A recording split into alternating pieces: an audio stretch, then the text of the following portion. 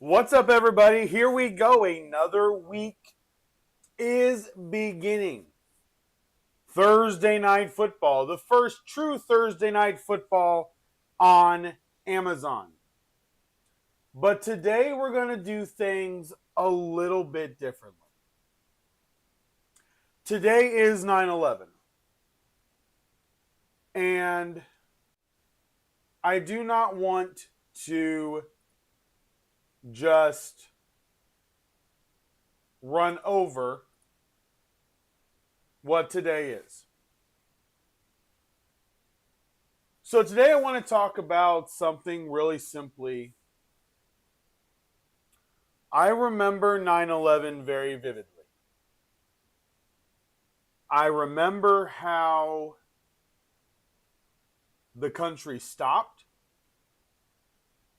I remember sitting on the couch in our family room, and my mom at the time watched Regis and Kelly, which is where she saw it first. I was homeschooled all the way through, so I was home. I was not at school, I was home. I was doing school, and mom calls me into the family room, and she looks at me because she called me kind of, that rapid, like, come here now type of voice and type of way. So I come, running out from doing my homework from out of the schoolroom, and I come in, and she goes, somebody just ran a plane into one of the towers in New York. Because at 11 years old, I didn't know what the, Twin Towers were necessarily. And I proceeded then to sit or stand and watch as an 11-year-old kid, wondering what was going on. I am not 11 years old anymore. I have watched countless documentaries on the travesty that was 9/11. I talked to my dad about it a couple weeks ago. Talked to Big J about it. I've grown in my knowledge of what went on that day. And one thing is for sure. Without some of the bravest people that will ever walk the face of this earth, without the firefighters, and then do not forget those that were already in the building that stepped up to lead people out of those buildings, the travesty and catastrophe could have been a lot worse. And it's because of those people that it wasn't. And I remember vividly where everything just kind of was still. The church services that week didn't feel the same. And then there was that moment. Then there was a game. Me as a sports fan, even as a kid. The thing that I remember that today still gets me slightly emotional, and I go back and I watch it every once in a while. The thing that still gets me emotional is that first New York Yankees game. The country was watching. Sports, once again, took center stage as being the glue to heal the country. Sports at its core is for fun. Sports at its core is competitive. Sports at its core is hard and brings out the best in those that are participating. That night, President Bush walked out on the field. Yankees had won multiple World Series before. But that cheer that night was louder than any cheer that had ever been heard in Yankee Stadium. It mattered. The NFL started playing. We had the field-sized flags. It mattered. 9/11, every year, I will watch one of the documentaries. I'm not a conspiracy theorist, so I watch the documentaries of what actually happened. Sometimes I will actually just watch the Regis and Kelly recorded broadcast. That is what I watched. That's precisely what I watched. Never forget, never forget, there are people in this country that are heroes, that are special. I'm not going to get overly political with the stuff that happened yesterday. It really unfortunate because today I was planning on focusing on 9/11 only. This was my plan. 9/11. I I appreciate each one of those firefighters, policemen. I remember the vast community that was called the country that stepped up and were in New York to support this one little piece of the country that was hurting, had people come from hundreds and thousands of miles away to be able to help. That's America. So, yesterday's happenings kind of through only doing this threw a little bit of a curveball.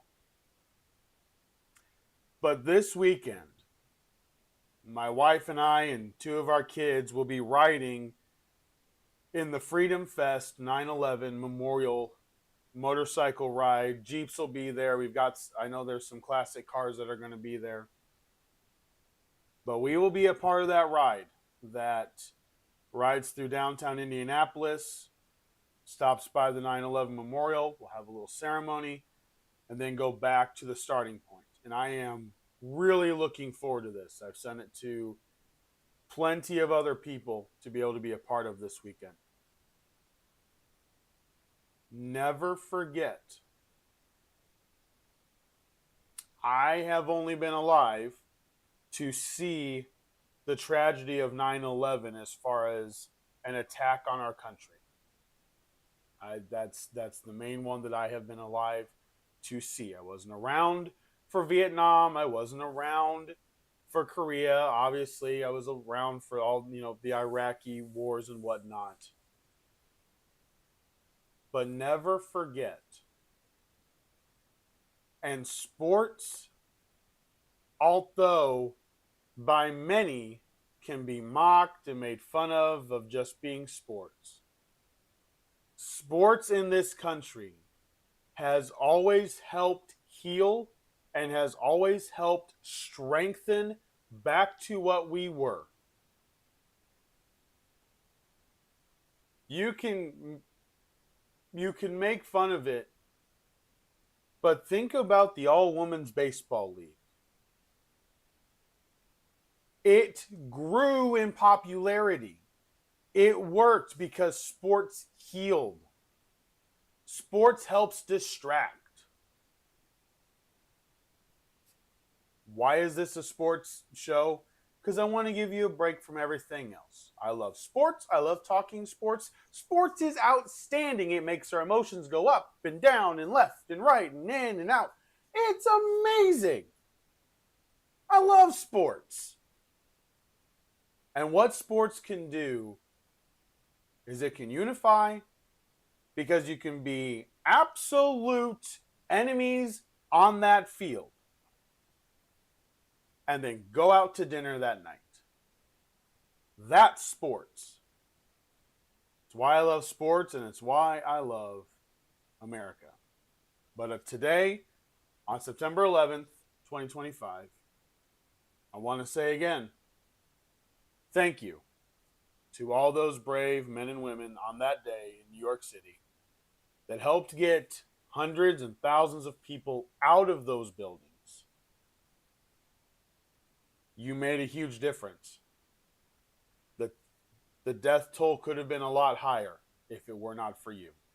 So thank you. All right, I'm going to leave most of yesterday alone. That's a whole different issue, and I want to focus on 9/11 and then focus on everything else that we have. Because football starts again tonight, week number 2. We got college football that kicks off tomorrow night. So I want to get into that. We got baseball that, dude, this is going to get interesting. This is going to get really interesting down the stretch. So here we go. Let's get into sports. So first of all, let's get Hawks Locks done for the week. Hawks Locks here on a Thursday. So last week I went 3-0 in my Hawks Locks. It was freaking great. I loved it. Had the bet on it and everything else.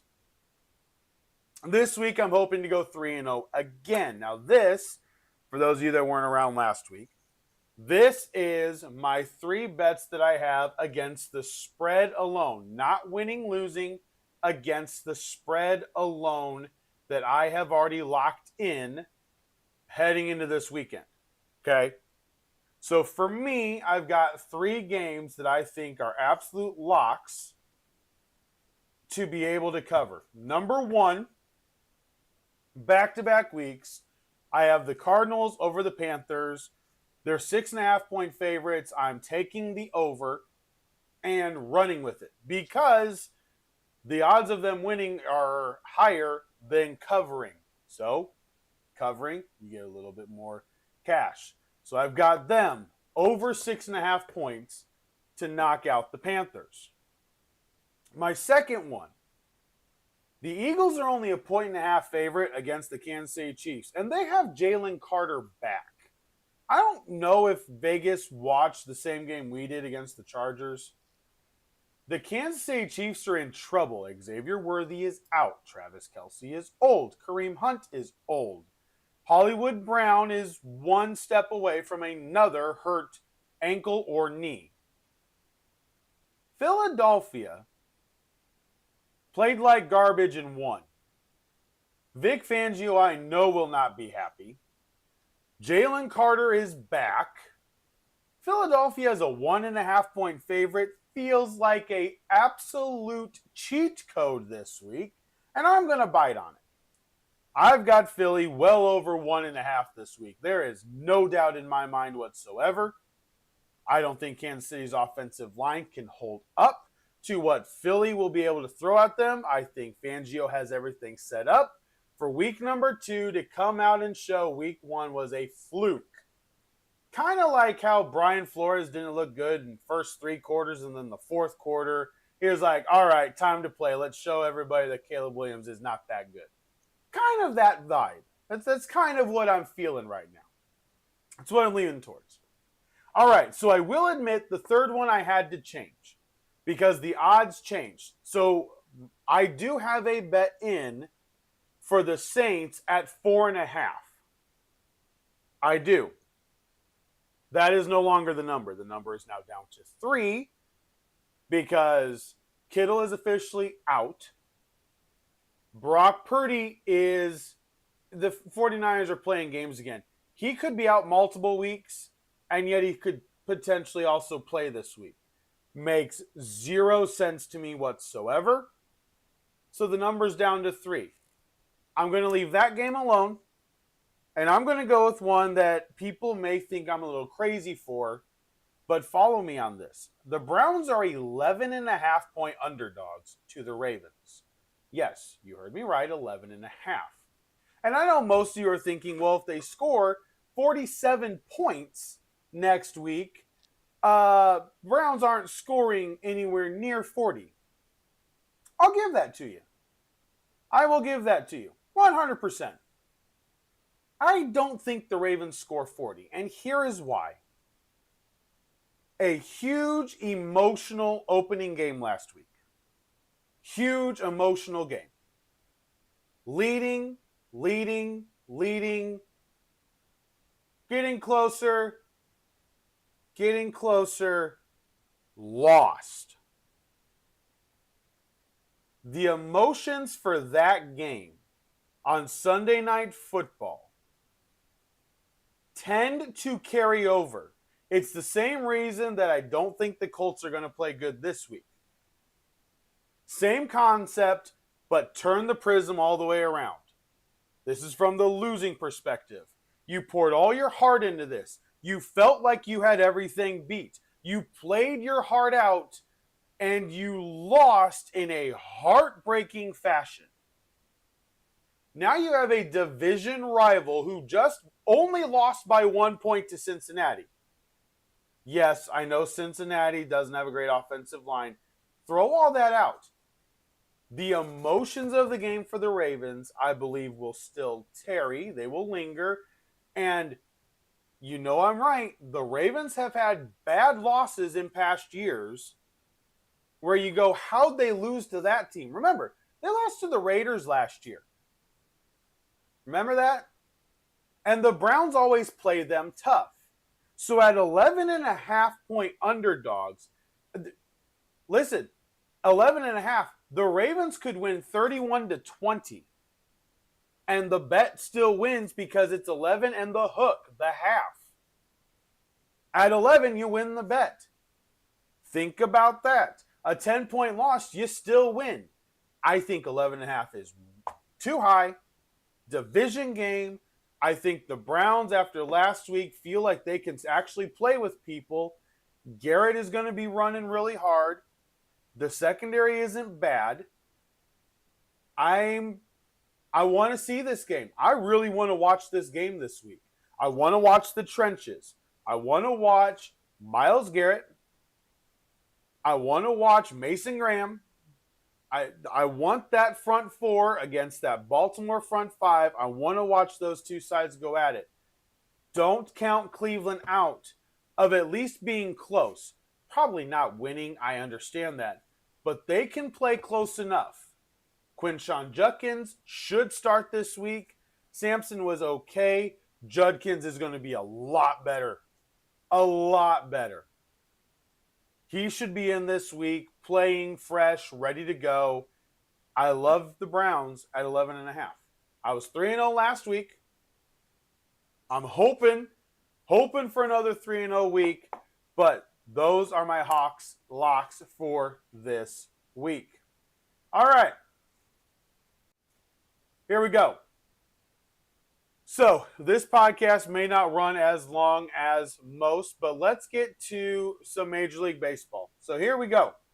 10,000-foot view of sports. Yesterday closed out some series, and other series, they have one more game left. So first of all, the Philadelphia Phillies, again, dismantled the New York Mets 11-3. The Texas Rangers knocked off the Brewers again, giving the Rangers the continued ability to go after the wild card. The Red Sox lost to the Athletics, the Blue Jays lost to the Astros, and the Tigers absolutely thumped the New York Yankees. Meaning that the Yankees and Red Sox, heading into a series where they play each other, are only 2.5 in front of the final wild card spot. The Texas Rangers are 1.5 games behind the Mariners. The Guardians are 3.5 back. But you look at the National League, and wouldn't you know, another loss by the Mets has put the Giants and the Cincinnati Reds 2 games behind them. The Cubs have won 2 in a row. Hallelujah. They are now 7 games in front of the Mets, looking much, much better, looking relatively guaranteed to be the 4th seed in the National League. Now, when you look at the standings as far as division, the Padres, because of the stretch they've been on, the Reds have won the last 2, are now 3 games behind the Dodgers. The Giants are 8. The Cubs are 5.5 back of the Brewers. The New York Mets are now 10 games behind the Phillies. I think we can say affirmatively the Phillies have won the National League East. That is over. But what it has also done is the Astros are only 1 game in front of the Mariners. The Rangers are 2.5 games now behind the Astros. And the Yankees and Red Sox are both 3 games back of the Blue Jays. So what do we have on tap for today? Well, we have Game 4 between the Mets and the Phillies. We have the last game of the Yankees and the Tigers, and also the Blue Jays and the Astros. The San Diego Padres and Colorado Rockies begin a 4-game series. This is the hope. This is where the Padres now, after the Dodgers just ran through them, the Padres now need to also run through the Colorado Rockies. So what series do we have that are big this weekend? I did it earlier. I said we may do it again. Here you go. We've got the Yankees against the Red Sox. The Rangers, who have just knocked off the Brewers 2 out of 3. Or no, sorry, 3. They got three wins. The Rangers are at the Mets. Then you have the Dodgers at the Giants. That is a huge series. And I want to confirm before I say it. No. So the Dodgers and Giants did not get Sunday Night Baseball. That's going to be the Yankees-Red Sox. Go figure. That's the Yankees-Red Sox. The Dodgers and Giants are at 4 o'clock in the afternoon on Sunday. The Rangers and Mets, watch really close. The Mariners have the Angels, and the Astros are on the road against the Braves. And the Braves keep being this really weird team that somehow is winning and nobody really knows how. Just throwing that out there. Nobody really knows how. They just keep doing it. So those are the big weekend series right now. And honestly, with the way everything is, this weekend, if the Giants can somehow master the Dodgers, and I said somehow, because it's going to be difficult. Don't get me wrong, it will be outrageously difficult. But if the Giants could take 2 of 3 from the Dodgers, and the Padres can sweep the Angels, the Giants will gain in on the Dodgers, the Padres will gain in on the Dodgers, the NL West becomes really condensed, and if somehow the Braves can beat the Astros, and if Seattle can sweep the Angels, and the Rangers can knock off the Mets and continue their slide, at the end of this weekend, there is a very big chance that when we come back on Monday morning and we do the 10,000-foot view of sports on Monday, that the Giants are in the wild card and the Mets are on the outside looking in. Now, what about the other team? Well, the Reds are at the Athletics, and the Athletics I never count out of anything. You know this if you've been watching the podcast. I love the Athletics. They need 1 or 2 players to really help build up what they are. They develop really well, and I like the team construction the way it is. So that right there is what it is. At the end of this weekend, we could have a new AL West leader. We could have a new NL wild card. It could be completely different, and if one team sweeps the other, we could have a new American League wild card setup, because the Yankees or the Red Sox, if swept, would then drop below the Mariners and Rangers and would actually be out, potentially. Oh my goodness. I love it. Absolutely love it. I told you guys, I've got the ride on Saturday. I'm not going to be watching a ton of college football. I'm going to have to catch up through highlights in that Saturday night. But I will be watching MLB Network through the next couple of days, watching these series. If the Mets lose again tonight to the Phillies, they really need to win tonight. They cannot get a 4-game sweep from the Phillies. That would crush everything. I mean, that would crush them. If that happens, though, watch out. Watch out. It's not going to go over well. It really won't. Okay. Since we have a full slate of games this weekend, we also have a full slate of college football games. So what's on the horizon for Saturday? What's coming up? What's going on? What games are there? Well, very simply, I've got a couple that I'm watching, and I want to put the pin on each one of these games. So yesterday, if you remember, I did my top 3 teams that I have questions for heading into what I have now dubbed Question Week.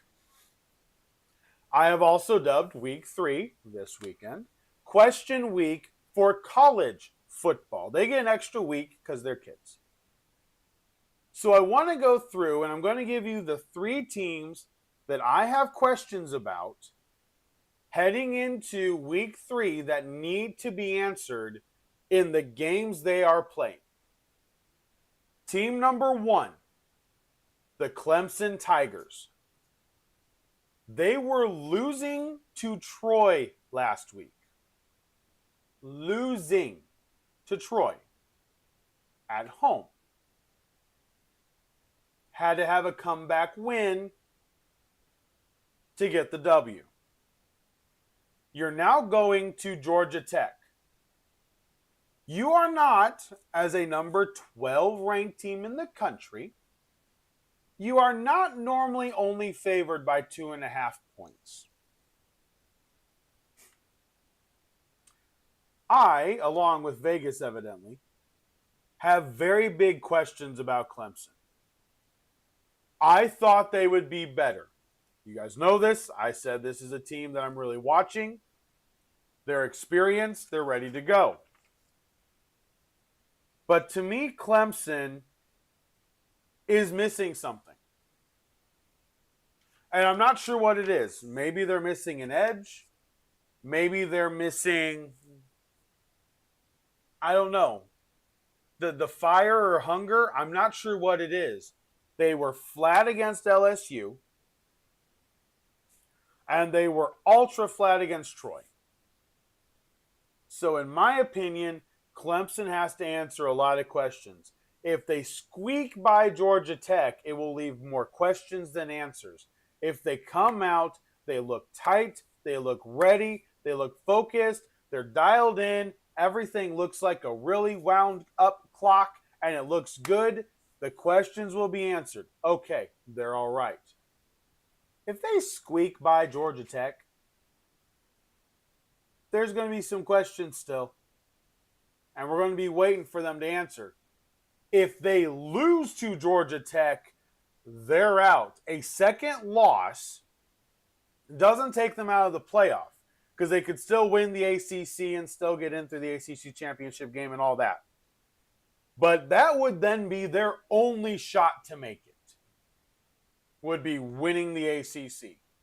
I thought a Clemson team, if they knock off LSU and ran the table, would be in no matter what. It wouldn't matter what they did in the ACC championship game. They were going to win anyway. I am not so sure. I got a lot of questions. I have got a lot of questions. All right. The second team that I have a lot of questions about, they need to be answered, and that is Alabama. They are home against Wisconsin. And I know Vegas has them as 20.5-point favorites. But let me throw this out there.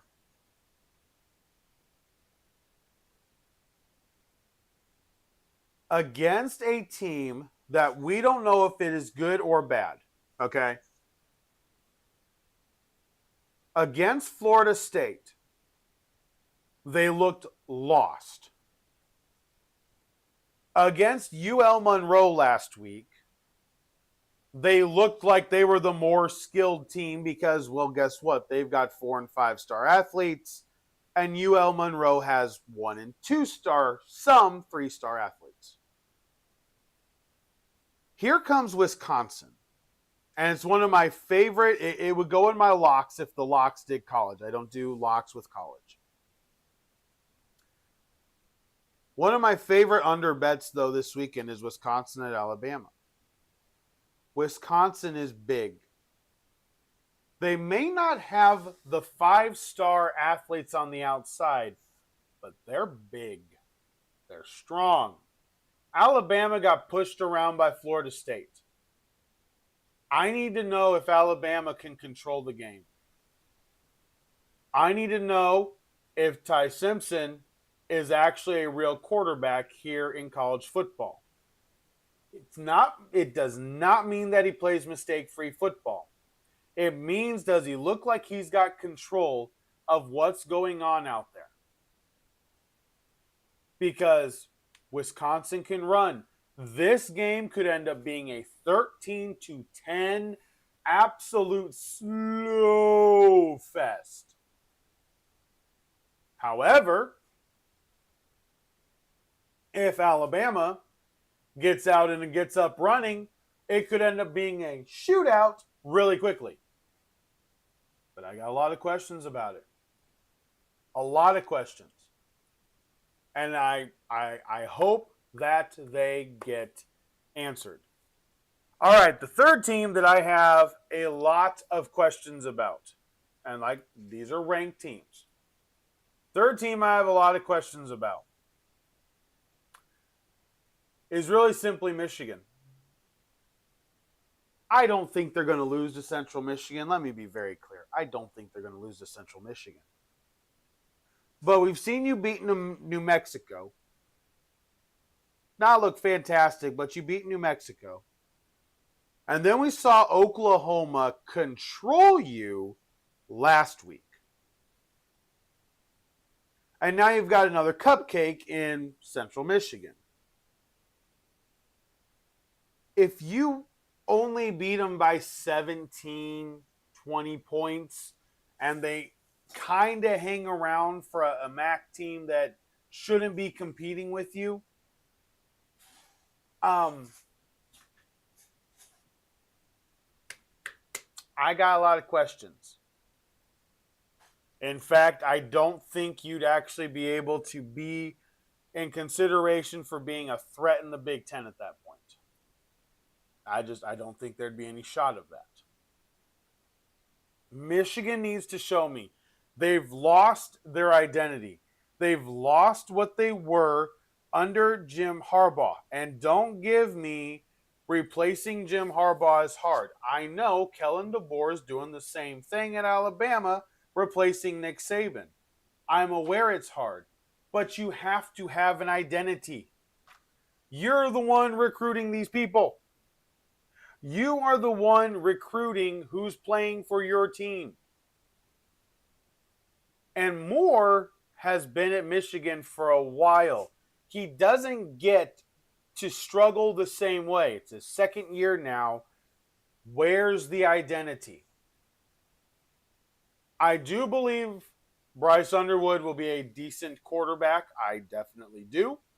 I can see some traits there. He needs to be refined, absolutely, but he's young. We're going to give him time. But Michigan needs an identity. Who are you? What are you, Wolverines? Those are the questions I need answered. So 3 teams this weekend: Clemson, Alabama, and Michigan. Got to answer some questions. You're going up against supposedly weaker teams. You got to prove you belong. Y'all ranked in the top 25. You've got to prove you belong. Okay. So with those out of the way, now let's get to some of the previews. Man, do we got some top 25 previews. So the first game of top 25 is Georgia at Tennessee. And this one is absolutely awesome. And here is why. I think Georgia actually sucks. Yes, you heard it from me right. I think Georgia is fool's gold. I don't like Stockton. His mechanics are off. He doesn't have a strong enough arm for what will be needed, especially in the SEC late in the year. And their schedule, we're going to put that in big quotations, has been Marshall and Austin, PA. Now, a lot of big teams do this because they get to have like a couple bye weeks before their first big game. Here is Georgia's schedule. Okay, the next 6 games. Here we go. Tennessee, Alabama, Kentucky, Auburn, Mississippi, Florida. Those are your next 6 games. So in the next 6 games, we will know what Georgia is. We will absolutely know what Georgia is. But at the same time, there's this Tennessee team that kind of got forgotten because of how everything played out in the offseason. And you know what? They don't look bad. They don't look bad at all. They played Syracuse week number 1, handled them. They played Eastern Tennessee State last week, obliterated them. Their schedule doesn't look as daunting. This is the Volunteers' next 6. Georgia, UAB, Mississippi State, Arkansas, Alabama, Kentucky. Those are their next 6 games. In the next 6 games, the Tennessee Volunteers could easily set themselves up to be able to win the SEC if they can beat Georgia this week. Yes, you heard it. They can beat Georgia this week. I like Aguilar. It's a very decent quarterback they got, and I think he fits Josh Heupel's offense a little bit better. Now, the next game, South Florida and Miami. What do we do with the South Florida Bulls that have now beaten Boise State and Florida? And now they're like, yeah, we know we were here. Everybody else thought we were going to be bad, but we knew this is what we could do. Well, I got good news for you, Bulls. You are playing the Hurricanes next. And if you don't let them blow you around and make it look like you don't belong on the same field as them, your horns are going to look really, really sharp after this weekend.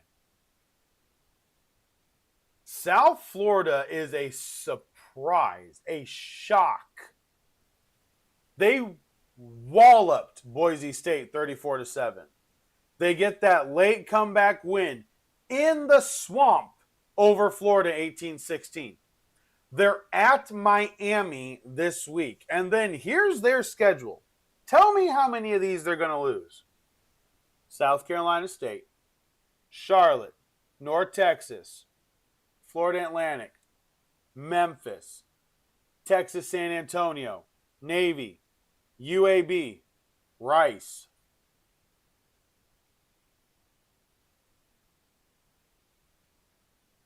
How many of those are they losing? With the way they've played the first 2 weeks, we got back-to-back weeks. They've beaten number 13 and they've beaten number 25. They have 2 wins over top 25 opponents. If they get a third and they beat number 5, Miami. Miami's real. They got real dudes. Carson Beck, like I said, he's got weapons on the outside. But South Florida just doesn't give up. They don't give up on anything. They don't let you run away with anything. What if the Bulls win? Just think about it. What if the Bulls win? Have we seen a team? Hang on. You know what? Screw it. I'll look it up for tomorrow. Has there been a team that started out 3-0 in a non-conference schedule?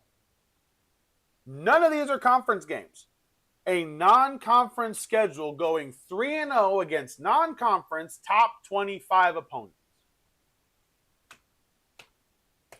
We're having a hard time getting Georgia and Ohio State to schedule one top 25 game, let alone the Bulls that are playing 3. Good for the South Florida Bulls. And honestly, it really is tempting for me to pick them. I don't know if I will or not, so I'm not saying that's what I'm going to do. That pick will still be tomorrow. I will still pick the games tomorrow. But that is a huge game. That is an absolutely huge game that I am watching. Another game, top 25 matchup, Texas A&M and Notre Dame. Notre Dame, with the early loss to Miami, comes home now. Texas A&M coming in, quarterback Reed, smart kid, good kid, very mobile kid. Texas A&M is 2-0 and ranked 16th. Notre Dame is 0-1 and ranked 8th. Now, this is probably the hardest game left on their schedule. After this, they've got Purdue, Arkansas, Boise State, North Carolina State, USC, Boston College, Navy, Pittsburgh, Syracuse, Stanford. The way that I saw that first game play out, I have legitimate questions for Notre Dame as well, but they've only played one game. They've only played one.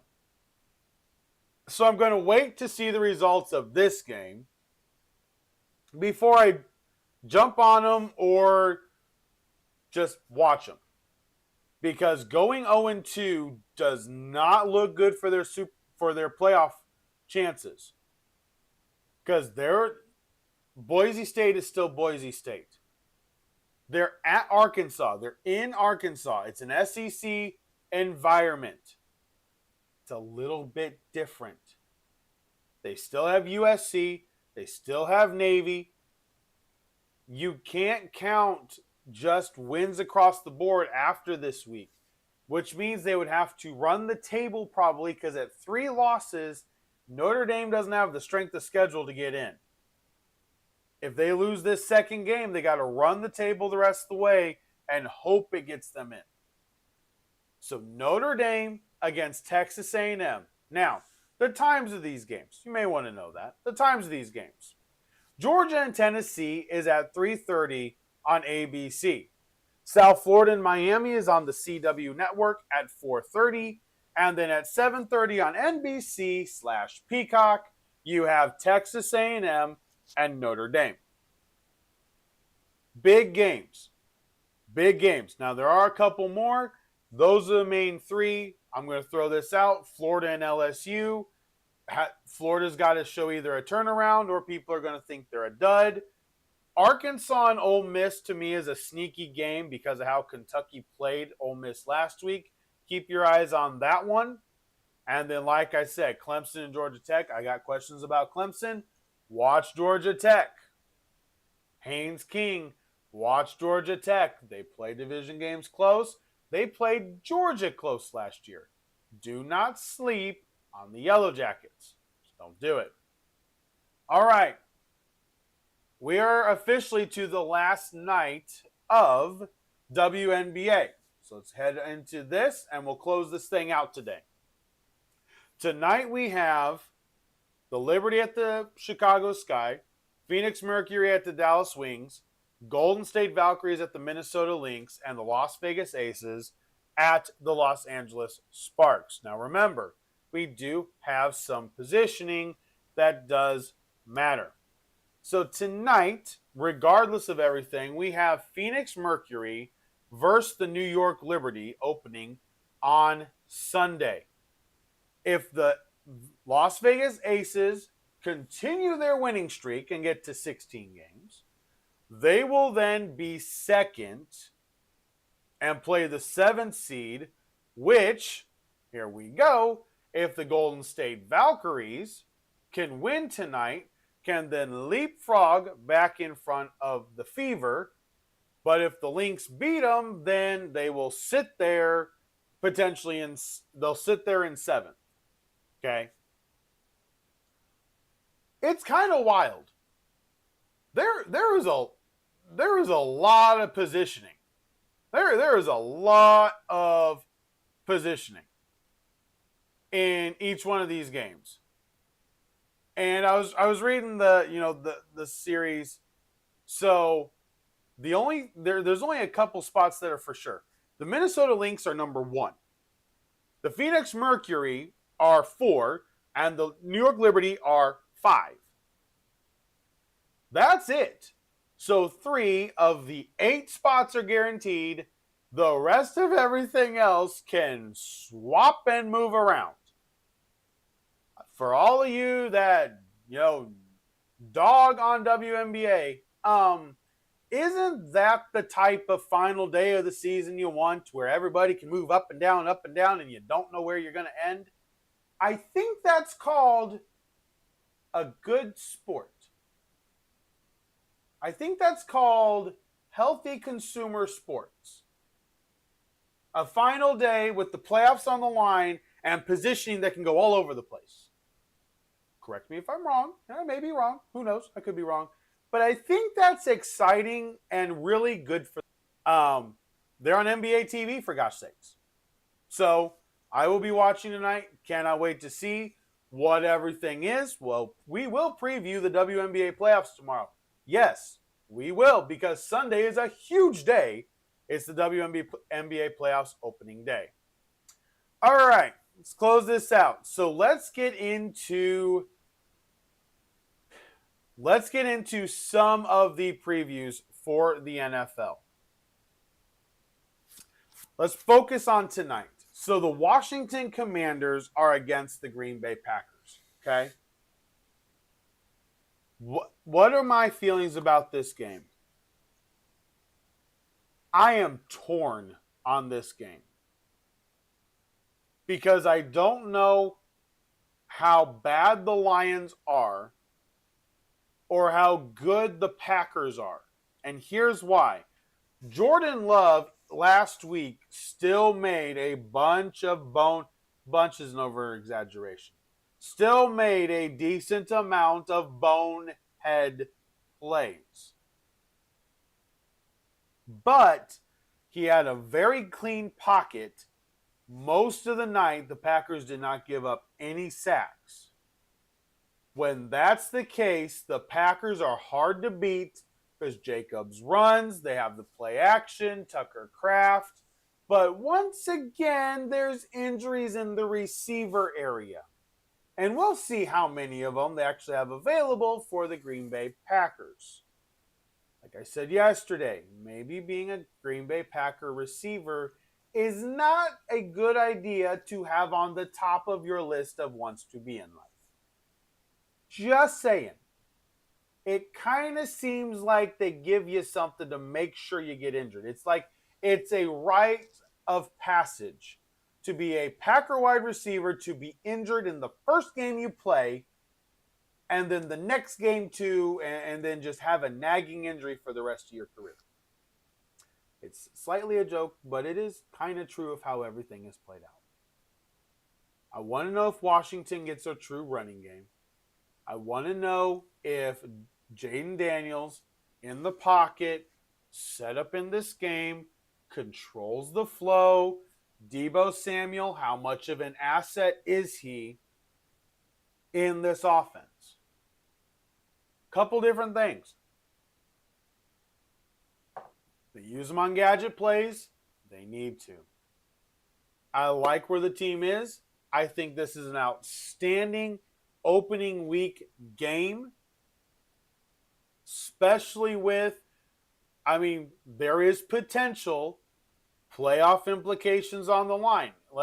If Washington could somehow get the break from Philadelphia and Washington could get first. Like I said, I think it's going to be close all the way through. And Philly's offense didn't look great, so let's just be real about that. But I think this game could easily have playoff implications on it. Another game that could potentially affect January. I love it. I absolutely love it. All right, tomorrow we're going to have the main preview section. So I'm going to give you the preview of some of the games that most people aren't really going to want to watch. So the Giants and the Cowboys. Russell Wilson has been said to be the starter for this game. Don't be surprised if they're close and Russell Wilson can't get the offense going if Dart comes in. And what I mean by that is this. If you're sitting at a 6-3 game with the Cowboys and the Giants and Russell Wilson has continued to struggle and struggle and struggle and make bonehead throws and struggle and struggle and struggle and it just looks awful, watch for Jackson Dart to enter the game. Brian Daboll will simplify at halftime and run a simplified offense for Jackson Dart. He could play as soon as Sunday. And I think it's possible against the Cowboys because I don't believe the Cowboys are what they were week number 1. They were rivals against the Eagles in a very bad way. They have been made fun of all offseason. They played with probably the best grit they're going to play with all year. Now, week 2, you kind of settle back down. So, Giants and Cowboys, not going to be watched by a lot, but that game does matter. The Giants win, Cowboys are 0-2. Just saying. Not where you want to be. Another game that could potentially get slid by is the 49ers and Saints. What was missed last week is that the Saints were driving with a chance to tie the game with the Arizona Cardinals. The Cardinals absolutely let their foot off the gas. It was bad. They got to keep their foot on the gas this week against the Panthers, and I think they will do that much better. But look out for the Saints. This is a sneaky game. Mac Jones is the backup quarterback for the San Francisco 49ers. The 49ers didn't have a great running game last week. They don't have a ton of receiving options. In fact, they're dwindling. I kind of like the Saints on Sunday. I've got it sitting there. I kind of like the Saints on Sunday. At home, I think they'll feel a little bit, this week, I think they're going to feel like they were just so close. I like the Saints' offensive line pieces. The right tackle being out does slightly bother me, but San Francisco, if they don't have Purdy, I just don't think they're going to be able to put up the points they need. Could I be wrong? Could Mac Jones come in and light the world on fire? Yep, and boy, would that be really interesting when Purdy comes back. Boy, would that be interesting. But nonetheless, San Francisco and New Orleans. In the last game, it's going to fly under the radar because it's two teams that are division foes, but there's not big drama right now as the Patriots and Dolphins. I'm looking for the bounce-back game for the Patriots. Come out, pressure Tua, do the exact same thing the Colts did. Be aggressive, be focused, come in, go to Miami in the sunshine, knock them out, knock them off, and don't have Drake May throw 46 times. I got so tired of hearing Drake May didn't really look that great. Duh! He threw 46 times to a brand new offense. The receiving core is arguably bottom 3 in the NFL. Brand new offense, bottom 3 in the NFL in weapons outside of Travion Henderson. And I didn't see a lot of Kyle Williams. I think he's got to grow a little bit, and he will be good. I still believe that. But right now, it just isn't good. And people want to complain, well, he didn't look great. He threw 46 times. To his credit, Sean Payton took the blame for what Bo Nix had to deal with in week 1. In fact, he took it in the way where he wasn't leaving a lot of room for questioning of just protecting his quarterback. He took the blame of, The play calls weren't the way they were supposed to be. The flow didn't work for what was happening on the field. I put him in the wrong position to make those reads because Nix will throw it where Sean Payton wants him to. So Sean Payton, if Nix does exactly what he tells him to, then has to take the blame for going, listen, that was not what we should have done in that position. That simple. So those are some games that are going to fly under the radar. We will go over more tomorrow. And as I close, once again, I want to add one thing. If you served in the military or are serving, the guys that are in my esports organization know this and know this well. I deeply appreciate all of you. I deeply respect all of you. And I thank you very much for your service. It is 9/11. Let's never forget the brave men and women that helped save hundreds and thousands of lives, and never forget those who lost their life in a horrific act on this country. It is an absolutely great day to be alive. It is a great day to be an American, and it's a great day to open week 3 in the college football season and week 2 in the NFL football season tonight. So hey, don't go to bed. I hope you learned your lesson from Sunday night and Monday night. I hope you learned your lesson. Don't go to bed tonight. It's fine. It's Friday tomorrow. Don't worry about it. Stay up and watch the whole game because you never know what's going to happen. All right, guys, that is it for today. Make it the best Thursday that you can. Have an absolutely fantastic night. Watch Thursday Night Football on Amazon, and I will be back in 23 hours. Thank you guys so much for hanging out. As always, I deeply appreciate all of you. Have a great day, and until tomorrow, for Sports Talk with Hawk, I am Hawk, and I'm out. It's football time. Here we go.